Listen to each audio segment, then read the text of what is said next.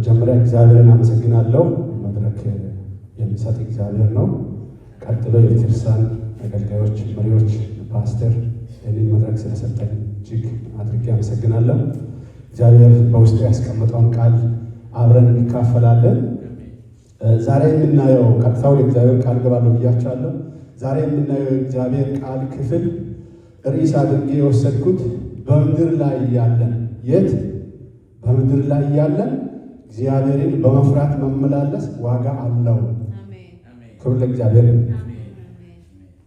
በምድር ላይ ያለን እግዚአብሔርን በመፍራት መግባት፣ መውጣት፣ መዋል፣ ማደር፣ በቤት ውጪ፣ ስራ ቦታ፣ በጨለማ በብርሃን እግዚአብሔርን በመፍራት ስንመላለስ በከንቱ አይደለም፣ ዋጋ አለው። ክብር ለእግዚአብሔር።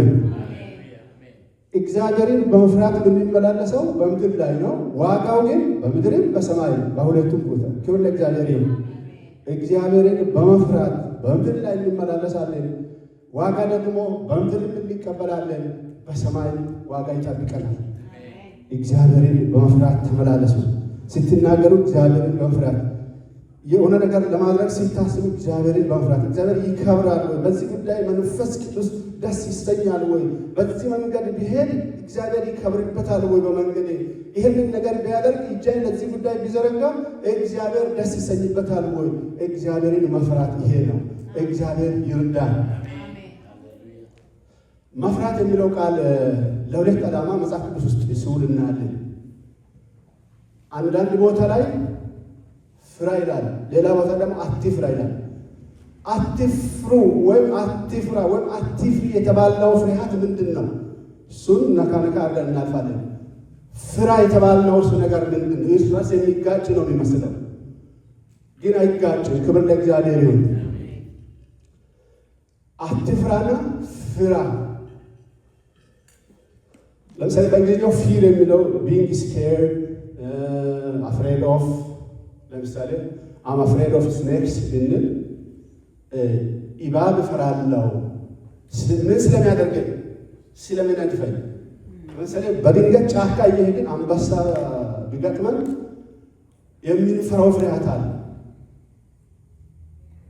ብዙ ፍርሃቶች አሉ። ሌላው ልክ ይቅርታ ፓስተር ሳምንት እንዳስተማርከው ደቀ መዝሙር ኢየሱስ ክርስቶስ ወደ ማዶ እንሻገር አላቸውና በጀልባ ባህር ላይ ጉዞ ሲጀምሩ ማዕበል ተነሳባቸው፣ ፈሩ። ይሄ ፍርሃት አለ። የእነሱ ፍርሃት ምንድን ነው? መርከቡ ከተሰበረና ውሃ በመርከቡ ውስጥ ወይም በጀልባ ውስጥ እየገባ ከመጣ ማስጠማችን ነው የሚል ፍርሃት ነው። ይሄ ፍርሃት አለ። ሌላው እግዚአብሔር ሙሴ ከሞተ በኋላ ኢያሱ አንድ ነገር ተናገረ። አትፍራ አትደንግጥ ብዬ አላዘዝህምን? ከሙሴ ጋር እንደነበርኩ ከአንተ ጋር ይሆናለሁ ብሎ እግዚአብሔር ተናገረ። ይሄ ኢያሱን የሚያስፈራ ነገር ምን ሊሆን ይችላል ብለን መገመት እንችላለን። ቀላል ነው። ምክንያቱም ቃሉ ላይ እንደምናየው ሕዝቡ ራሱ እስራኤላውያን የራሳቸው ባህሪ የራሱ አንዱ አስጨናቂና አስፈሪ ሙሴ የቻለው ነገር ቃሉ እንደምናገር ይህንን ሕዝብ እንዴት አድርጌ ነው የተስፋይቱን ምድር እንዲወርሱ ስጋት ሊሆንበት ይችላል። በቦታው ባይጻፍ ሌላው ዮርዳኖስም አለ። ዮርዳኖስ አሁን ከነዓን ሳይደርሱ በፊት ቀይ ባህር ተሻግረዋል። ዮርዳኖስ እሱም አንድ ስጋት ጭንቀት የሚፈጥር ነው በውስጡ። እሱ ብቻ አይደለም። እንደውም እሱን ቀለል አድርገን ብናየው ከተሻገራም በኋላ ዝም ብሎ አይደለም ከነዓን የሚወርሰው 31 ነገስታትን ተዋግቶ አሸንፎ ነው። ይሄም ሌላ ጭንቀት ነው። እስራኤላውያን እንግዲህ መንገደኞች ናቸው። እነዚያ ሰዎች በአገራቸው የኖሩ ጂኦግራፊካል የሆነ የመሬት አቀማመጦችን የሚያውቁ አየር ጸባይ የተለማመዱ በቤታቸው እየዋሉ እያደሩ የሰለጠነ ኃይል ይዘው ከውጭ የሚመጣውን ማንኛውንም መንገደኛ መከላከል የሚችሉበት አቅም አላቸው። ይሄ ሁሉ ሌላ ስጋት ነው ለኢያሱ። ይሄን እግዚአብሔር ስለሚያውቅ ነው አትፍራ፣ ክብር ለእግዚአብሔር፣ አትደንግጥ ብዬ አላዘዝም። ከሙሴ ጋር እንደነበር ከአንተም ጋር ይሆናል ብሎ አበረታ ኢንካሬጅ አደረገው። ክብር ለእግዚአብሔር ይሁን። እነዚህ የመሳሰሉ ፍሬያቶች ለየት ያሉ ፍሬያቶች ናቸው። በውስጣቸው ጭንቀትን፣ ተስፋ መቁረጥን፣ ብዙ ነገሮችን የያዙ የፍርሃት አይነቶች ናቸው። ነገር ግን ዛሬ የምናየው እሱን ፍርሃት አይደለም። እግዚአብሔርን መፍራት የሚለው ከዚህ ጋር የሚያያዛል። እግዚአብሔር ይገለኛል ብዬ አይደለም የሚፈራው። እግዚአብሔር ያጠፈኛል ብዬ አይደለም። እግዚአብሔር የሆነ ነገር ይቀጠኛል፣ ይገርፈኛል ብዬ አይደለም የሚፈራው። እግዚአብሔርን መፍራት ማለት ምን እንደሆነ መጽሐፍ ቅዱስ ይናገራል። ይህንን ነው የምናየው። ከዛ በኋላ ደግሞ እግዚአብሔርን የመፍራት ዋጋ ምንድን ነው? እግዚአብሔር በምድር ላይ እግዚአብሔርን በመፍራት ለሚመላለስ ሰው በምድር ላይ ዋጋ አለ፣ በሰማይ ዋጋ አለ። ሌላኛው ፍርሃት አሁን ዛሬ እንድናይ የሚፈልገው እግዚአብሔር የኢዮብን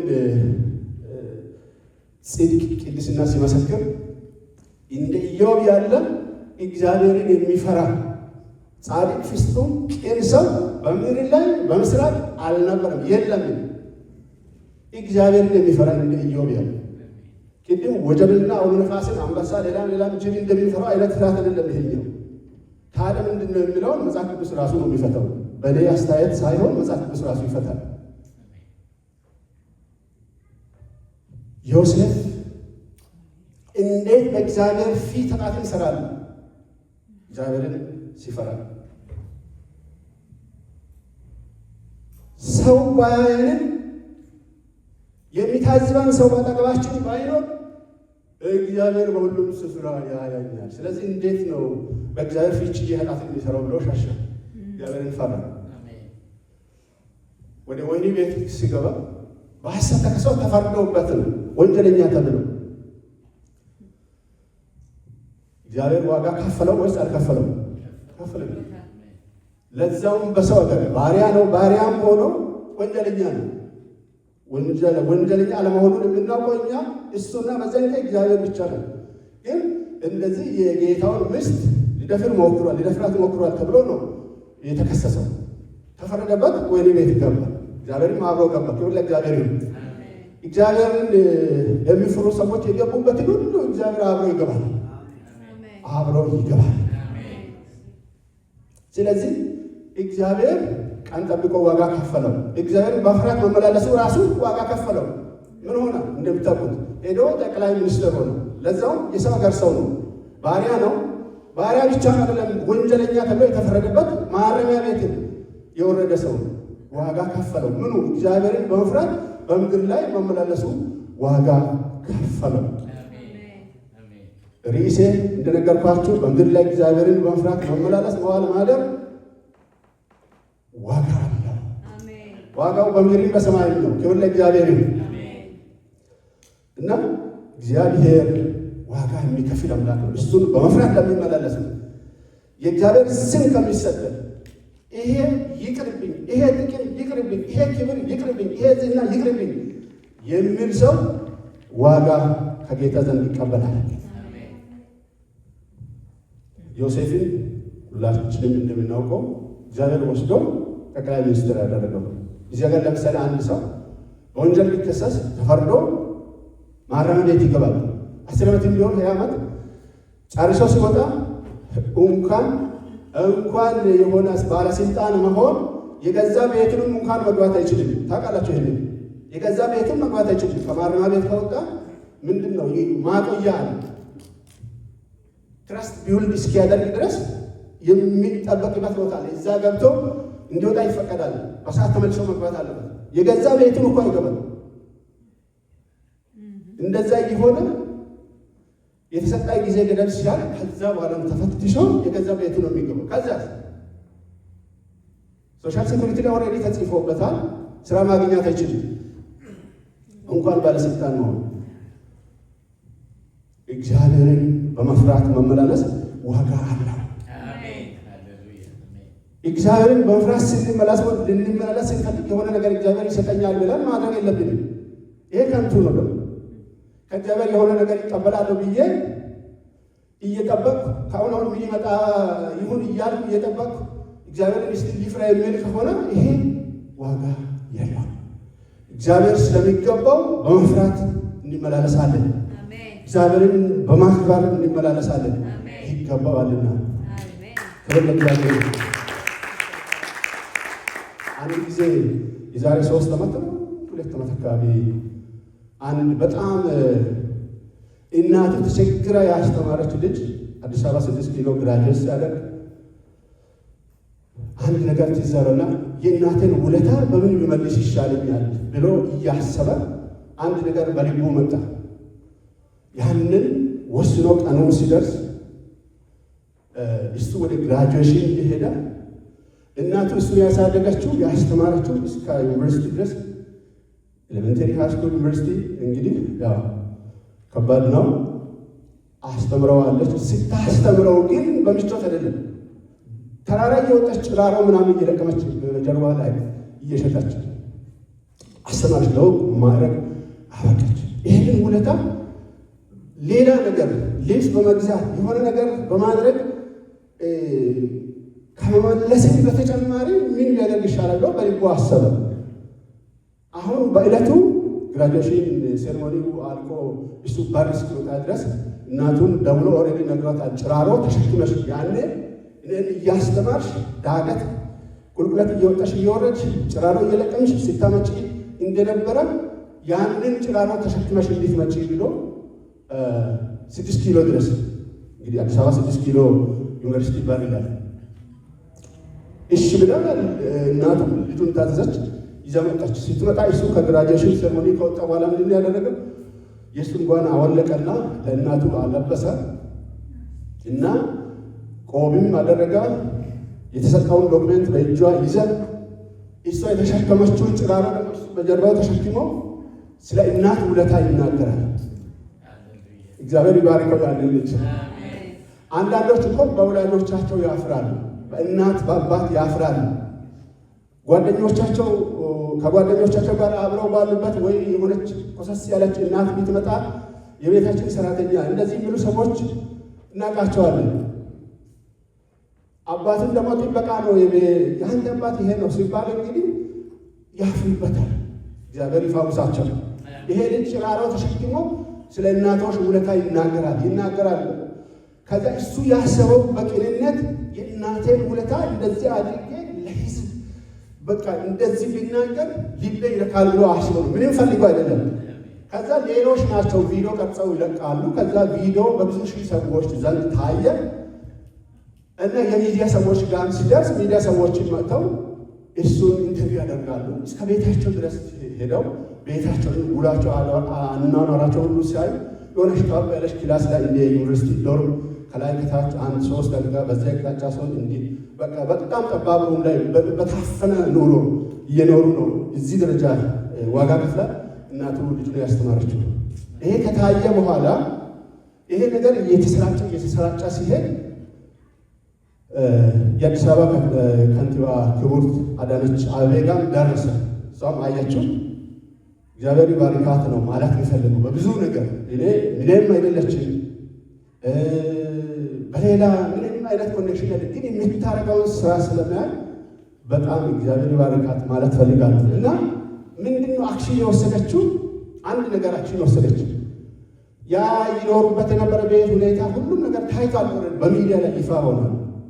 ከዛ በኋላ የወሰነችው ትልቅ ባለ 3 መኝታ ቤት ሙሉ ፈርኒቸር የተሟላ አስተካክላ ቁልፍ ስታሰክብ ሴሬሞኒ ሁሉ ተደርጎ አየ።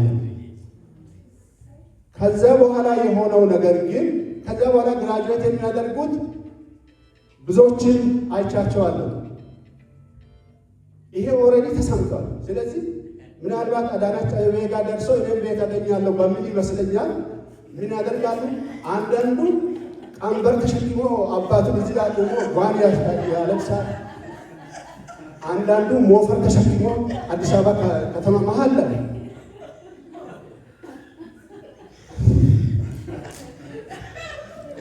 አንዳንዱ አካፋና ዶማ ተሸክሞ ከአባቱ ይዞ እንዲመጣ አድርጎ ማለት ነው። ለዛም ቪዲዮ የሚቀርጽ ሰው አዘጋጅተው ይበትናሉ። ወፍ የለም ምንም የለም። ለምን የሆነ ነገር አገኛለሁ ብለው የአባቱ ነገር ግድ ብሎ ሳይሆን የሆነ ነገር አገኛለሁ ከአዳጋች በላይ የሆነ አፓርትመንት አገኛለሁ። እንደዚህ አይነት ነገር አይሰራም። እግዚአብሔርን በመፍራት ስንመላለስ ስለሚገባው ብቻ እየፈራን እንኖር እግዚአብሔር የሆነ ጊዜ ላይ ዋጋ ይከፍላል። ክብር ለእግዚአብሔር ይሁን። ሃሌሉያ። እግዚአብሔርን መፍራት ምን ማለት እንደሆነ ሐዋርያው ጳውሎስ ተናግሯል።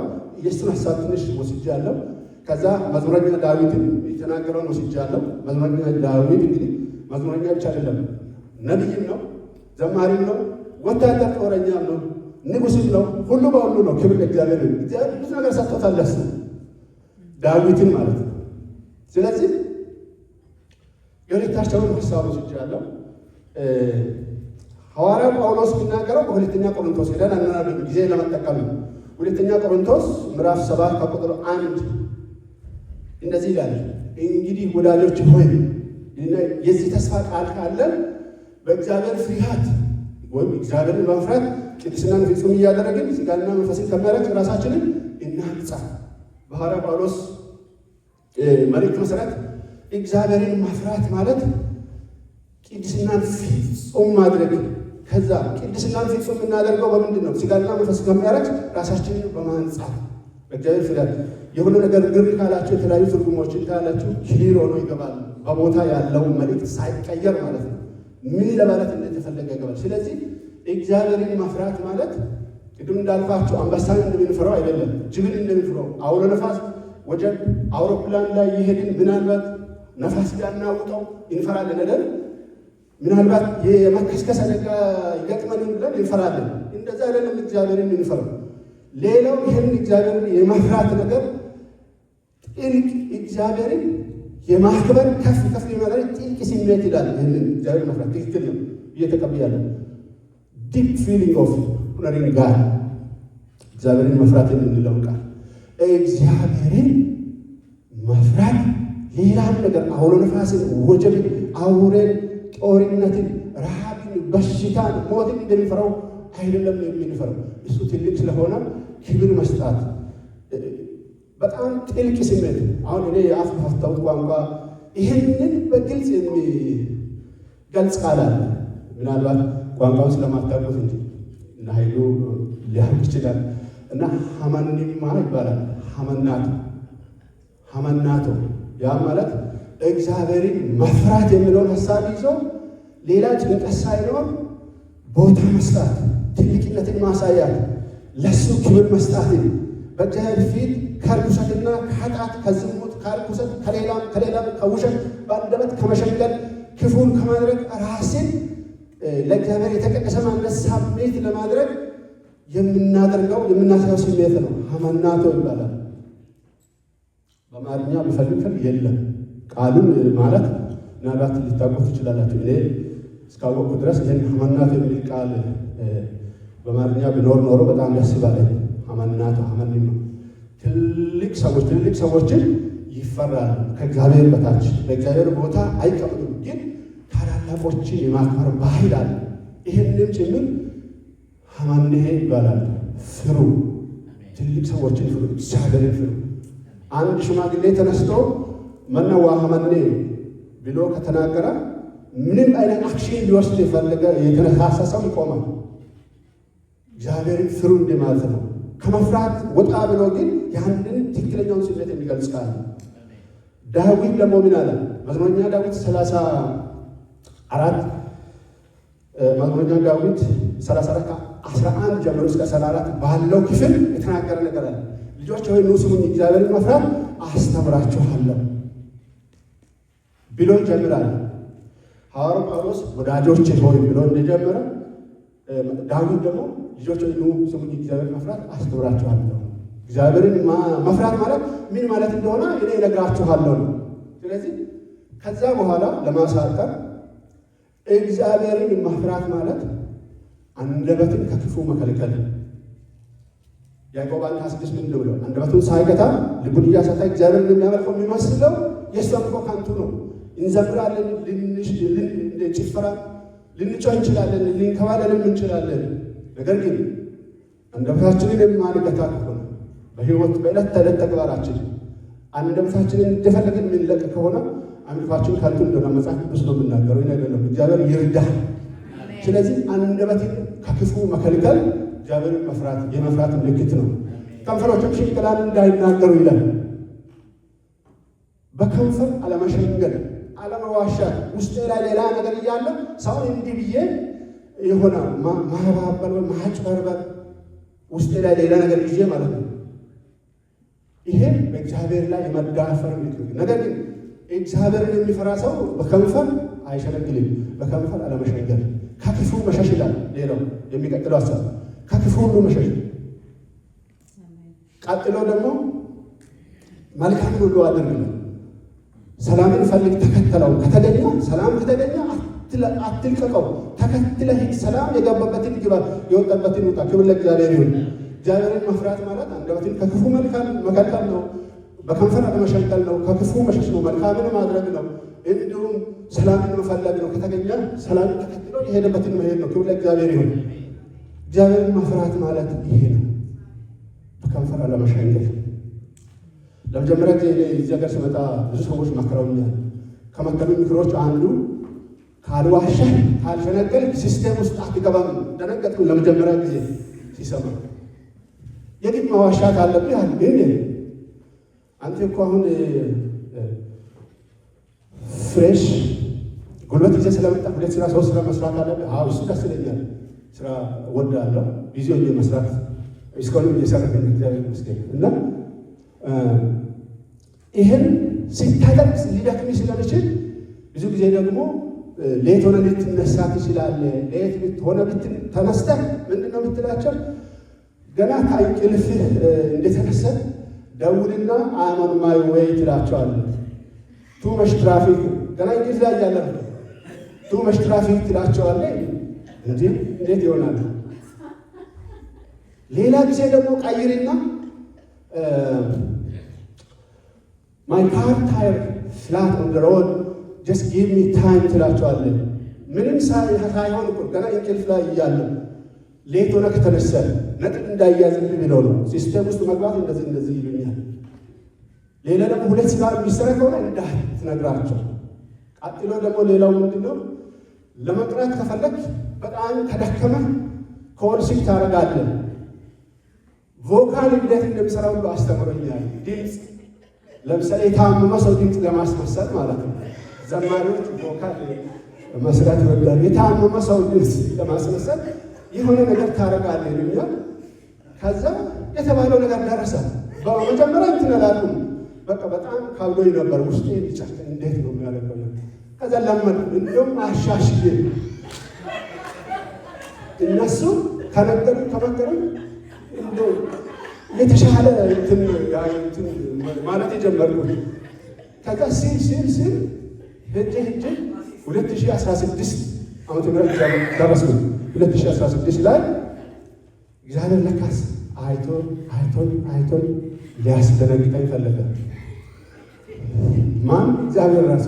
እግዚአብሔር ነው የሚለው። ምክንያቱም የነገሮችን ጥሞሽ እነግራቸዋለሁ የተፈጠረውን ነገር። ከዛ ከዕለታት አንድ ቀን አንደኛውን 5 ቀን ሰርቼ ቤት ገባሁ። እንደ ነገ ሌላ ስራ ሊጀምር ነው። ከዛ ደወለልኝና አለቃዬ ኦቨርታይም መስራት ትፈልጋለህ ወይ አለ። ቆይ እስኪ መልሼ እደውልልሃለሁ ብዬ ዘጋሁና ከዛ ያኛውን ሌላ እንደ ነገ የሚገባበትን ስራ ቦታ አለቃ ደውዬ እንደነገርኳቸው ድምፅ አስታክል። እንደዚህ አይደለም የምናገረው። እኔ አመኛል ብዬ አይደለም የተናገርኩት። ድምፄ ያዝ አድርጌ ልክ የታመመ ሰው ድምፅ አስመስዬ ማለት ነው። I'm not feeling well ምናምን ብዬ ችግር የለም ቴክ ኬር ኦፍ ዮርሴልፍ አለ። ታንኪ ብዬ ዘጋሁና ተኛሁ። ከዛ 2ኛ ቀን ስራ ገባሁ። ይሄ ኦቨርታይም ስለሆነ ያኛው ሲቀወር ሲከፈለኛል አለ። ያኛው ክፍያም ትንሽ ይላል እና ኦቨርታይም ነው። ያቺ አልዋጋች። ያን ቀን በቀረብኝ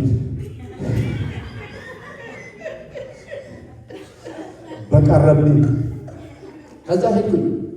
ሄጄ ስራ ሰርተን ምን ብለን ከጓደኛዬ ጋር ምሳ ሰዓት ሲደርስ ያው ሬዲዮ ሁሌ ደረት ላይ እንይዛለን። ኢመርጀንሲ ኮል ሊኖር ሰው ኦፍ አናደርግም። ሬዲዮ እዚህ ይዣለሁ። ከዛ ምሳ ልንበላ ወጣን። ፓርክ ላይ ቁጭ ብለን ምሳ መብላት እንደጀመርን ያኛው ኮል ኦፍ ያደረግኩት አለቃዬ ደወለልኝ በስልክ። አሁን ቅድም ከልጆች ጋር ስንጫወት የነበርኩት ድምፄን ማለት ጀመርኩ። ቀነስ አድርጌ ሬዲዮ ነው ብያለሁ። ድምፄን ቀነስ አድርጌ መናገር ስጀምር ከሱ ጋር እንዴት እንደነገ ቀጣይ ቀን ማምጣት ትችላለህ ወይ ብሎ ውሎዬን ጠይቀኝ ነው የደወለው። እሱ በቅንነት ነው። ከዛ ከሱ ጋር ስልክ እያወራን ነው፣ በጆሮ ላይ ስልክ እያወራን። ይሄኛው አለቃዬ ደግሞ ሰዓት ጠብቆ እዚህ ጋር ተመስገን ካፒ አለ። ደረገጥ ከዛኛው ጋር እያወራን ነው፣ ስልክ እያወራን ነው። Can you come to my office where you finish your lunch break? አለ። ስልኬን ይዣለሁ እኮ ያኛው እየሰማ ነው። ሁለተኛ ስራ እንዳለ አያውቅም። ከዛ Can you come to my office? የግድ መልስ መስጠት አለብኝ። በጣም ነው የደነገጥኩት። ያላበኝ የሚገርም ድንጋጤ እንደው በቀረብኝ በቀረብኝ። ከዛ ከፍ ያልኩና የደከመ ድምፅ እሱ ደግሞ እንዴ አንተ ሌላም ስራ ለካ ትሰራለህ እኔን አሞኛል ብለህ የዋሻል ብሎ ተናደደ። እሱ ብቻ አይደለም፣ አሁን ይሄ የመጨረሻው እንትን ነው። በጣም እንደው ውሸተኛ እንደሆንኩ ያሳየኝ። ኦኬ እሱ ጋር በስልክ ኮልፍ አድርጌያለሁ። እዚህ ጋር ግን ምንድን ነው ያልኩት? በድንገት ስለሆነ አይ ሊያስፈቅድ መጥቼ ነው ምናምን ብዬ እንደገና ውሸት ላይ ሌላ ውሸት። ሊያስፈቅድ እንዴት ነው በአካል የሚመጣው? ሌላስ ሊያስፈቅድ የሄደ ሰው እንዴት ነው ምሳሌ በላ ብሬክ 30 ደቂቃ ተሰጥቶት የሚቀመጠው? ምንም አንድ ነገር እንዳይቀር እግዚአብሔር አጋልጦ ለሰው ሰጠኝ።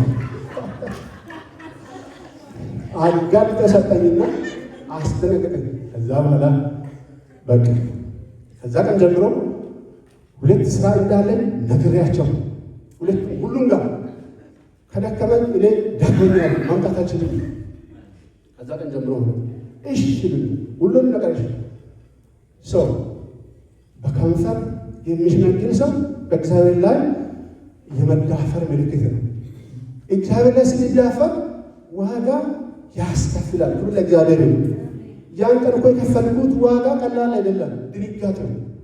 ሰውነቴን የተንቀጠቀጠው ምክንያቱም ዋሽቼ እግዚአብሔር ግድግዳ አድርጎ ተመስገን እንደ ሰው ነው ብሎ አሳየው ለሰውየው። ከዛ እግዚአብሔር ይቅር በለኝ ተመለሰ እና በከንፈር አለመሸንገል እግዚአብሔርን የመፍራት ምልክት ነው። እግዚአብሔርን ስንፈራ ዋጋ ይከፍለናል። እግዚአብሔር ላይ ስንዳፈር ግን ዋጋ ያስከፍላል። አንድ ሁለት ነው ዋጋ መዳፈራችን በሰው ላይ በእግዚአብሔር ላይ ስንዳፈር ሰዎችን ስንንቅ እንደፈለግን ስንዘረጥጥ መምላሳችን እንደፈለግን ያላችሁበትን ፖዚሽን የሌላኛው ዝቅ ያለ ስለሆነ አንቺ ትልቅ ቦታ ስለያዝ ትልቅ ስራ ጥሩ ስራ ስለያዝ እንደዚህ ልጆችን ቦታ ስለያዙ ሌሎችን ዝቅ አድርገህ የምትልቅ ከሆነ በእግዚአብሔር ላይ መዳፈር ነው። ዋጋ ትከፍላለህ። እግዚአብሔር ይጠብቃል። ግን ዋጋ አለው። እግዚአብሔር በመፍራት መመላለስ አንደኛ በምድር ላይ ምን ዋጋ አለው? ጥበብን ይሰጣል። እግዚአብሔር ጥበብን ይሰጣል። ጥበብ 3 ሆሄ ወይም 3 ፊደላትን አንድ አድርጎ ያለ ትንሽ አንድ ቃል ነው፣ ግን በውስጡ ብዙ ነገር ያለበት ቃል ነው እና ጥበብን ይሰጣል። እግዚአብሔር ለሚፈራ ሰው ጥበብ ይሰጣል። ጥበብ ለምሳሌ በምድር ላይ እንዴት እንደምንኖር ይሄ ጥበብ ይረዳናል፣ መንገድ ያሳየናል። ስራችንን እንዴት እንደምንሰራ ቤታችን እንዴት ቤት በጥበብ ይሰራል አይደል? መጽሐፍ ምሳሌ የሚናገረው ቤታችን ከሰው ጋር እንዴት መኖር እንደምንችል፣ ከእግዚአብሔር ጋር እንዴት መኖር እንደምንችል፣ ከቤተክርስቲያን ጋር እንዴት መኖር እንደምንችል ጥበብ ብዙ ነገር አለው በውስጡ። ከይቅርታ ጋር ጊዜ ቢያልፍም ስለዚህ ቃል ምሳሌ 3 ቁጥር 13 እስከ 25 ድረስ ፓስተር ብታነብልኝ ከይቅርታ ጋር መጽሐፈ ምሳሌ ምዕራፍ 3 ከቁጥር 13 ጀምሮ እስከ 25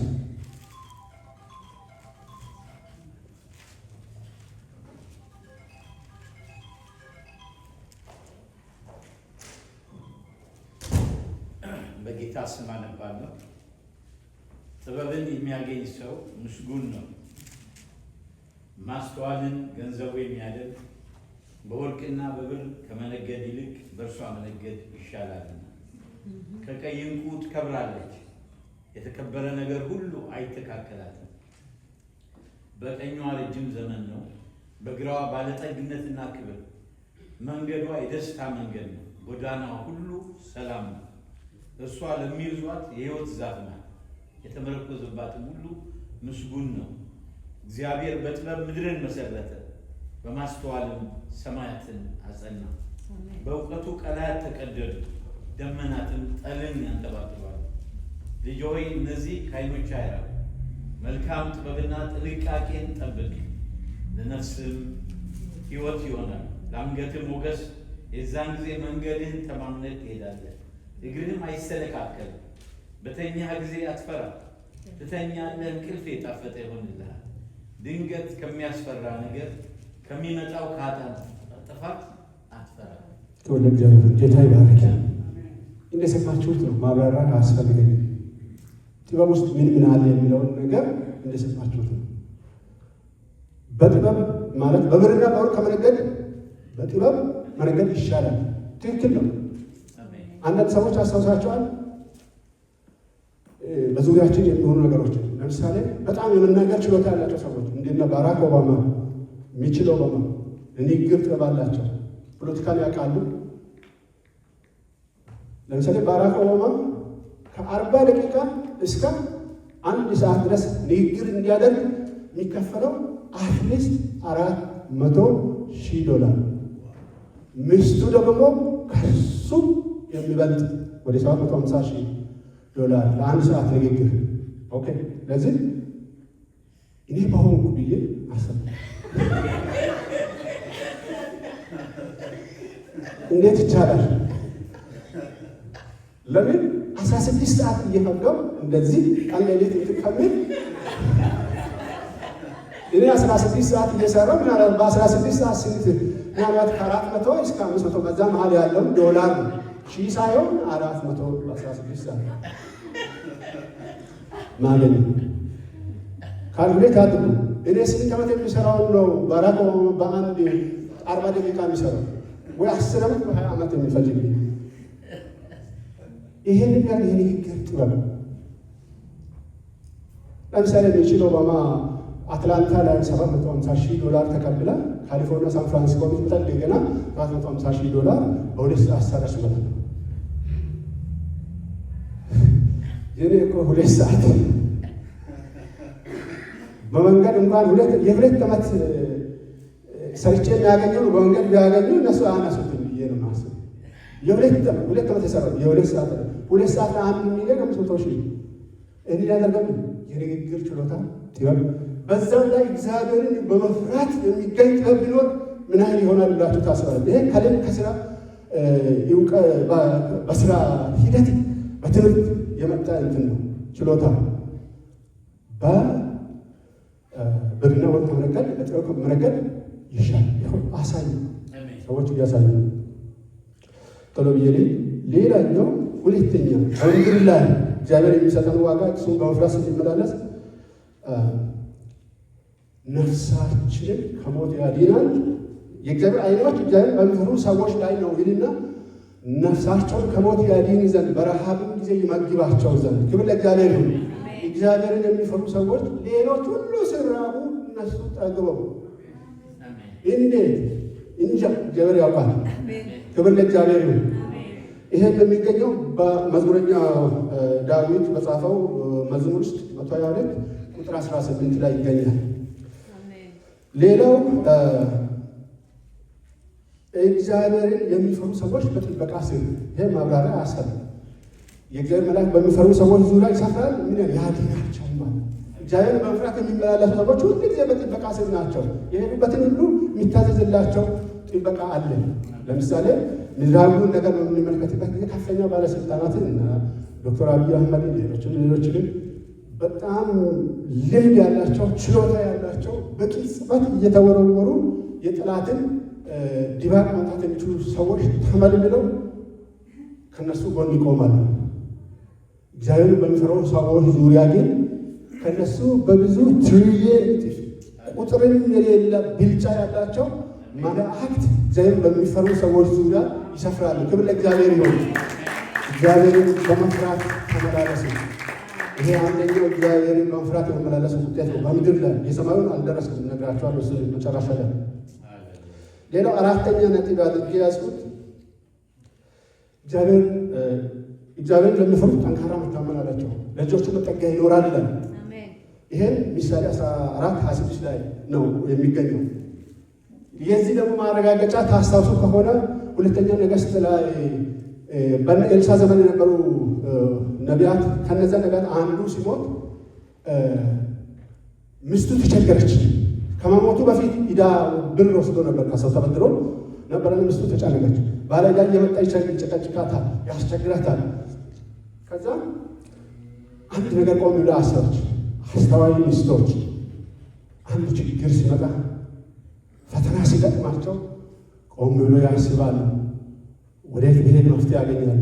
ዓይኖቼን ወደ ተራሮች አነሳሁ፣ ረዳቴ ከወዴት ይምጣ? ረዳቴ ሰማይና ምድርን ከሠራው ከእግዚአብሔር ዘንድ። ክብር ለእግዚአብሔር ይሁን። ስለዚህ እቺ አስተዋይ ሚስት ወደ ኤልሳ ሄደች። የእግዚአብሔር ሰው ነው። ያማር ወደ እግዚአብሔር መሄዷ ነው። ምክንያቱም በሱ በኩል አልፎ እግዚአብሔር እንደሚሰራ ታውቃለች። በነቢያትም እግዚአብሔርን ይመኑ ይላል ቃሉ። ሰዎች በተሳሳተ መንገድ ተርጉመው ሌላ ዓለም ውስጥ ገብተዋል እንጂ ይሄን እኛ እናውቃለን። ነገር ግን የቃሉ እውነት በነቢያት አልፎ እግዚአብሔር እንደሚሰራ እንድናምን ነው። ክብር ለእግዚአብሔር ይሁን። ሄደችና ነገረችው። እዚህ ጋር ማስተዋል የሚያስፈልጋቸው ነገር ምንድን ነው? ወደ ኤልሳ ሲደርስ ባሌ በሕይወት እያለ እግዚአብሔር ይፈራ እንደነበረ አንተ ታውቃለህ። ምሳሌ ላይ ምንድን የተባለው? እግዚአብሔርን ለሚፈራ ጠንካራ መታመን አለው፣ ለልጆቹም መጠጊያ ይኖራል። ይሄ እውነት መሆኑን ማሳያ ነው። ይሄ ጥቅስ ከዛ አድርግልኝ ዘንድ ምን ትፈልጋለሽ? በቤትሽ ያለውን ያለሽ ምን እንደሆነ ንገሪኝ። ከዘይት መሰሮ በቀር ጌታ ባሪያ ምንም የለኝም ስትል በል እንዲህ አድርጊያለሁ፣ ሂጂ ባዶ ማድጋዎችን ከጎረቤቶች ዘንድ ሁሉ ሰብስበሽ ተዋሺያቸው፣ አታሳንሻቸው። ሰብስቢ ከልጆችሽን ጋር። ከዚያ በኋላ ከሰበሰብሻቸው በኋላ በርሽን የቤትሽን በር ከአንቺና ከልጆችሽ በኋላ ዝጊ። ከዛ ዘይቱን መገልበጥ ጀምሪ። የዘይት ፋብሪካ ነው የተከፈተው። ክብር ለእግዚአብሔር ይሁን። መስራት ጋር ተጣለ። ፋብሪካው መገንቢያ ማቴሪያል አልመጣም። እግዚአብሔር ስንቱን ነው የሚችለው? ሁሉ ይችላል። በዙፋኑ ላይ ቁጭ ብሎ ይሄ እንዲህ ይሁን ይላል፣ ይሆናል። ክብር ለእግዚአብሔር ይሁን። ሉዓላዊ አምላክ ስለሆነ ዘይቱ ፈለቀ። ምንም በሌለበት ዘይቱ ፈለቀ። ምክንያቱም የአምሳ ምሳሌ ላይ የተነገረ ቃል እግዚአብሔርን ለሚፈራ ሰው ጠንካራ መታመን ሆነለት። ለዚህ ለነቢዩ ሚስትና ለልጆቿ ሚስቱ ከሞታም በኋላ ለልጆቿም የሚተርፍ ነገር የረሃብ ዘመን እስኪያልፍ ድረስ ስትመገብ ይህንን በኤልሳ በኩል እግዚአብሔር አልፎ ሰራ። ክብር ለእግዚአብሔር። እግዚአብሔርን ለሚፈራ ሰው እግዚአብሔር ጠንካራ መታመን ሆነለታል፣ ለልጆቹም መጠጊያ ይኖራል። ይሄ ምንድን ነው? እግዚአብሔርን በመፍራት የመመላለስ ዋጋ በምድር ላይ እግዚአብሔርን በመፍራት እንድንመላለስ እግዚአብሔር ይርዳል። ሌላው አምስተኛ ነጥብ እግዚአብሔር እሱን የሚፈሩ ሰዎችን ጸሎት ወዲያውኑ ይሰማል። ጸሎታቸውን ይሰማል። ክብር ለእግዚአብሔር ነው። ጸሎታቸውን ይሰማል። መስማት ብቻም አይደለም። እንደው እግዚአብሔር ቢወድ እና ቢፈቅድ በዚህ ሰዓት እንኳን ለእግዚአብሔር ሆይ ለእነዚህ ሰዎች የሆነ ነገር ብታደርግላ የልባቸውን ምኞት ብትፈጽም ብዬ ቢሰማኝና ቢያደርግ እያንዳንዳችሁ በልባችሁ መልካም መሻት ይኖራል። የሆነ ነገር የምትፈልጉት ነገር ያስፈልገኛል የምትሉ ነገር ይኖራል አይደል? እግዚአብሔር ጸሎታቸውን መስማት ብቻ አይደለም ምኞታቸውን ጭምር ያደርጋል። ለነማን? እግዚአብሔርን ለሚፈሩ ሰዎች ምኞታቸውን ያደርጋል። ይሄ ሌላኛው ውጤት በምድር ላይ የምንቀበለው ዋጋ ነው። ጸሎታቸውን ይሰማል፣ ልመናቸውን ይሰማል። ሌላው ረጅም ዕድሜ ይሰጣቸዋል። ረጅም ዕድሜ ይሰጣቸዋል። ምሳሌ 10:27 ላይ እግዚአብሔርን የሚፈራ ሰው ድንገተኛ ሞት አያገኘው። እግዚአብሔር ከወሰነ በስተቀር ወዶና ፈቅዶ እኔ ልጄን ይወስደዋለሁ ልጄን ይወስዳታለሁ ብሎ ካልመጣ በስተቀር ድንገተኛ ሞት እግዚአብሔርን የሚፈራ ሰው አያገኝም። ክብር ለእግዚአብሔር። ረጅም ዕድሜ ይሰጣል። ይሄ ሌላኛው እግዚአብሔርን የፍራት ወይም በመፍራት የመመላለስ ዋጋ ነው። የሰባተኛና የመጨረሻ አድርጌ ያሰብኩት በምድር ላይ የምንቀበለውን ዋጋ ከሞት ወጥመድ ያስመልጣቸዋል። ለደካሞችም ኃይላቸው ይሆናል። ክብር ለእግዚአብሔር። ይሄ በምድር ላይ እያለን እግዚአብሔር መፍራት ስንመለስ የምናገኘው ዋጋ ቅድም እንዳልኳችሁ እግዚአብሔር መጽሐፍ ሰብሮ ያስደስተኛል፣ እጃችን ዕድሜ ይሰጠኛል፣ ያለኝን ጥቂት ነገር ይባርክልኛል፣ እንዲህ ያደርግልኛል ብላችሁ አታድርጉ። ስለሚገባው እግዚአብሔርን ፍሩ። የሚያደርገውን እሱ ያውቃል። ክብር ለእግዚአብሔር። ምን ሊያደርግላችሁ እንዳለ እሱ ያውቃል። መንገድ አታሳዩትም፣ ግን እግዚአብሔርን መፍራት ኑሩ። ዝም ብላችሁ በቃ። ክብር ለእግዚአብሔር። እግዚአብሔርን መፍራት እንውጣ እንግባ። ስንናገር እግዚአብሔርን እንፍራ፣ ስንራመድ በእጆች በእግሮቻችን በከንፈር የማሸነግል ከክፉ የሚሸሽ ሰው እግዚአብሔርን የሚፈራ የመፍራት ምልክት ነው። ቅድስናን ፍጹም የሚያደርግ ሥጋና መንፈስን ከሚያደርግ ራሱን የሚያነጻ ሰው እግዚአብሔርን የመፍራት ምልክት የሚታይበት ሰው ነው። እነዚህ ሰዎች ናቸው እግዚአብሔርን የሚፈሩ ሰዎች። ስለዚህ እነዚህን የዘረዘርኳቸውን ዋጋዎችን ይቀበላሉ በምድር ላይ። ይሄ ጥቅስ የሚገኘው መጽሐፍ ምሳሌ 14:27 እና መዝሙረ ዳዊት 25 ከቁጥር 14 ላይ ይገኛል። ሌላው ይሄ ሁሉ በምድር ላይ የሚቀበለው ነገር ነው። ስለ ሰማይስ ሰማያዊ ዋጋ ለምሳሌ ትንቢተ ሚክያስ ምዕራፍ 4 ቁጥር 1 እና 2 እንደዚህ ይላል፣ እነሆ እንደ ምድጃ እሳት የሚነድ ቀን ይመጣል፣ ትዕቢተኞችና ኃጢአትን የሚሰሩ ሁሉ ገለባ ይሆናሉ፣ የሚመጣው ቀን ያቃጥላቸዋል ካለ በኋላ ነገር ግን ያንን የሚያፈርስበት እና ስሜን ለምትፈሩት ክብር ለእግዚአብሔር ነው፣ ለእናንተ የጽድቅ ፀሐይ ትወጣላችኋለች። ክብር ለእግዚአብሔር ነው። በመጨረሻ የሚሆን ነገር ነው። ስሜን ለምትፈሩ ለእናንተ የጽድቅ ፀሐይ ትወጣላችሁ። ፈውስን በክንፎቿ ውስጥ ይሆናሉ፣ እናንተ ትወጣላችሁ፣ እንደ ሰባም እንቦሳ ትፈጫላችሁ። ክብር ለእግዚአብሔር። ያ ቀን ከፊት ለፊታችን እየመጣ እግዚአብሔርን መፍራት እንመላለስ።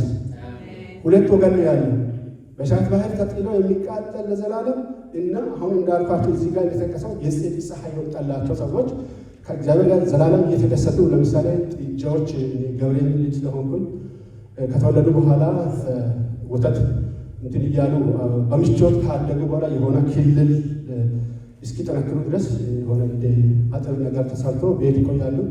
ከተወሰኑ ወራት በኋላ ሜዳ ላይ ከእናታቸው ጋር ይለቅቃሉ። ከዛ በቃ በጣም የምትጨፍረው የምትዘንጠው እና የምትቦርቀው፣ ምክንያቱም ነፃነቷን አየች ከታሰረችበት ስትፈታ። እና እንደዚህ ጥጃ ትፈነጫላችሁ ይላል። እና አንዳንዶቹ እኩሌቶቹ እግዚአብሔር ላይ ሲዳፈር ባለፈው ሳምንት ዘምረን ነበር። አንድ መዝሙር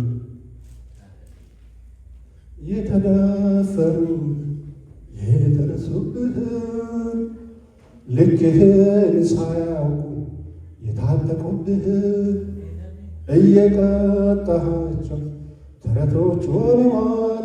ተከብረ ተፈርተ አንተ ግን ኖረሃል። ክብር ለእግዚአብሔር ይሁን። በእግዚአብሔር ላይ የሚዳፈሩ ሰዎች እንደዚህ ናቸው። ሌላው ዮሐንስ ራእይ ምዕራፍ 19 ቁጥር 5-9 ላይ አንድ ነገር ይናገራል።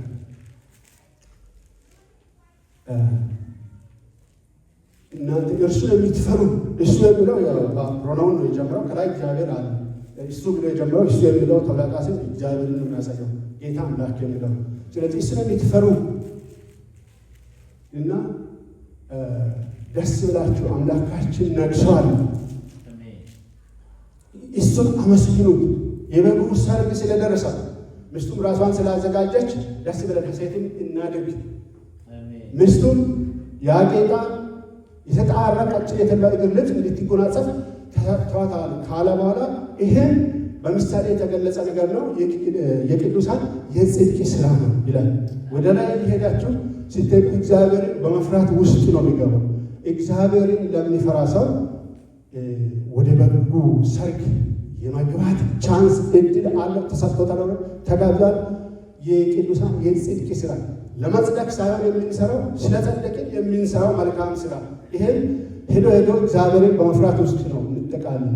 ስለዚህ በሰማይ ይሄ ይሆናል፣ በምድርም በሰማይ እግዚአብሔርን በመፍራት ለሚመላለስ ሰው ዋጋ አለው። ክብር ለእግዚአብሔር ይሁን። አሜን። የመጀመሪያው እግዚአብሔር ጥበብን ይሰጣል። ሁለተኛው እግዚአብሔር ነፍሳቸውን ከሞት ያድናል፣ በረሃብ ዘመን ይመግባቸዋል። ሌላ እግዚአብሔር የሚፈሩ ሰዎች በጥበቃ ስር ይሆናሉ። ሁሌም እግዚአብሔርን ለሚፈሩ ሰዎች ጠንካራ መታመን አላቸው። ለልጆቻቸውን መጠጊያ ይኖራል፣ ረጅም ዕድሜ ይሰጣቸዋል። ስድስተኛ እግዚአብሔር እሱን ለሚፈሩ ሰዎች ረጅም ዕድሜ ይሰጣቸው ድረስ ጠግበው እየበሉ እየጠጡ የልጅ ልጅ ልጅ ልጅ ልጅ ልጅ ማት እስኪችሉ ድረስ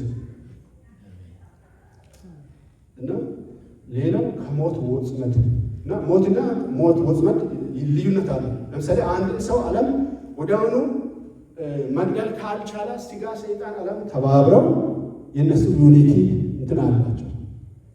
የሆነ ወጥመድ ውስጥ ይከታሉ። ሰው በሱ ደካማ ጎን ገብተው ወጥመድ ውስጥ ይከታሉ። በዚህም መጠጥ አለ፣ በዚህም ዝሙት፣ በዚህም ርኩሰት፣ በዚህም ሌብነት፣ በዚህም ጉቦ መቀበል እንደት በዛ ይታጠርና ያው ወደ ሞት እስኪሄድ ድረስ እዛ አጥር ውስጥ ወጥመድ ውስጥ ያስገባሉ። ከዛ በዛም ውስጥ ሆኖ እግዚአብሔር አንተን በድያለሁ ብሎ ሰው ልቡን ወደ እግዚአብሔር ከመለሰ ያንን ወጥመድ ሰብሮ እግዚአብሔር ያደርጋል፣ ያስመልጣል። ወደ ሞት አልሄደም፣ ግን የሞት ወጥመድ ዙሪያውን የከበበ ሰው ከዛ ውስጥ እንዲያመልጥ እግዚአብሔር አቅም ይሰጣል። ለዚህ ነው ደረጃ ወጥመዱ ተሰበረ እያለ ሲዘምር የነበረው የምናውቀው። ይህንን ይመስላል። እንግዲህ ስለ ቃሉ እግዚአብሔር አምላካችንን እናመሰግናለን። ከፓስተር ጋር አብረን ጸለን እንጨርሳለን።